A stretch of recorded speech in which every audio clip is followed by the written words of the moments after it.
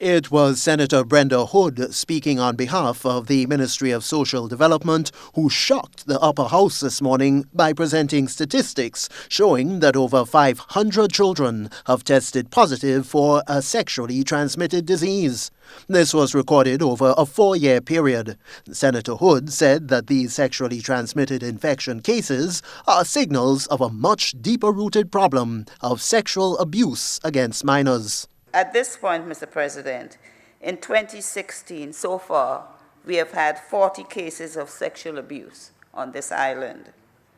In March alone, there were 19 cases of sexual abuse of school children. This is alarming, this is serious, and something must be done. Within the last years, there has been 533 children who were infected with SIDS, which is sexually transmitted diseases. This, Mr. President, is serious. The senator said direct action will be taken. We will be approaching the ministry and the government, and also the Women's Parliamentary Caucus, of which I am the chairperson at this time. We will be taking issues with this and putting structures and recommending to government that something must be done. We cannot continue to allow our children to be abused by adults or brothers and sisters. News of this has prompted President of the Senate, Chester Humphrey, to demand that lenient punishment meted out be re-examined. It's a matter of concern to me, and what is of more concern is the leniency and in your women's committees.